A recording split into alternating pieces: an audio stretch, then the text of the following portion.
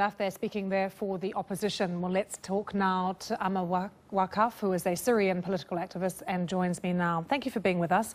If you were in Syria today, who would you be voting for? President Assad, basically. Why? Well, from the point of view of Syrians who live in Syria, their main priorities aren't whether this process is democratically fair or transparent or anything. Why not? Why is it not about diplomacy? There are far more pressing issues like security, like livelihood and so on and so forth. And Syrians in Syria, inside Syria at least, believe that the way to get out of this bottleneck is to have a coherent government, and the best person, basically, in their view, to lead such a coherent government is President Assad. Why do they feel, though, that this election will lead to that and to greater security if the rest of the world doesn't respect the result? Well, that's the conundrum of the Syrian issue, really. But at the end of the day, it's their needs. You know, we cannot tell them from the outside, you know, we have to look for accountability and, you know, whether the buck stops here or whatever it is. It's just them who are counting the mortar shells and everything, and, you know, they have to decide. When you say them, though, we're only talking about a small, select part of the Syrian population. We've got many, many thousands of people in Syria who cannot vote today, who are in opposition areas.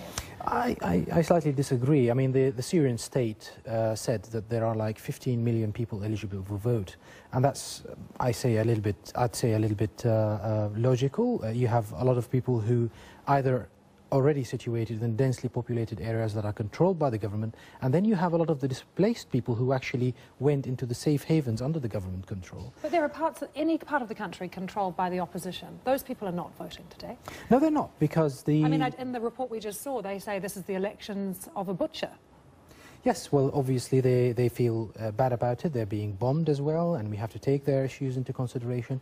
But their issues into consideration? No one in Damascus, President Assad and his regime, are not taking their concerns into consideration. They're being bombed out of their homes, driven from their homes, killed. Well, you have to understand that Damascus is also being bombed on a daily basis. It's not just like, you know, one way of bombing and killing people. It's just the other way around as well. This is a civil war as it is. And those people... the majority of Syrians, in a sense, they have the right to decide what's best for them. And what they see it now is that they need the government not to fall apart. And they don't trust the Geneva, they don't trust the opposition, they don't trust the international community. This is pretty much their only option, isn't it? I think that many people would argue with you, because I think that the reality is that you have the entire international community on the whole condemning this election. You've got William Hague saying this is a parody of democracy. You've got NATO saying this doesn't fulfill international standards for free, fair and transparent elections. And you have the opposition saying it's a farce.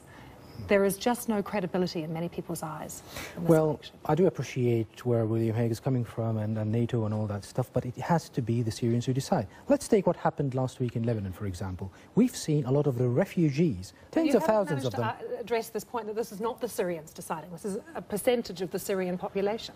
Well, I would say the majority of Syrians are really deciding this, but let me get you back to Lebanon last week. Part of the refugees who are registered there as refugees by the UN and who actually are there registered as opponents to the government went there and voted. And this tells you that people are being disenchanted with the opposition at the moment.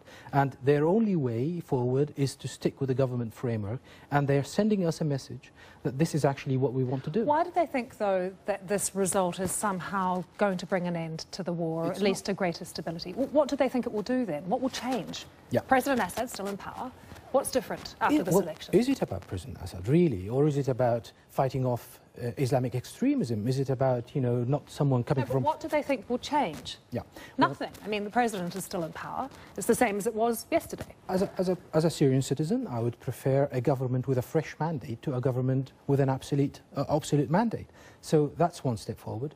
The policy of the Syrian government seems to be now is to take one step at a time with regards to local reconciliation and building trust with the communities and rebuilding trust between communities. And that's a slow process. They seem to be putting Geneva aside because it's really leading nowhere and everyone is losing faith with it. So the international community, if they want to put things right back on track, they need to be a bit more proactive. Sorry to interrupt, but isn't it exactly the opposite, that this election actually complicates efforts to restart any kind of international peace effort?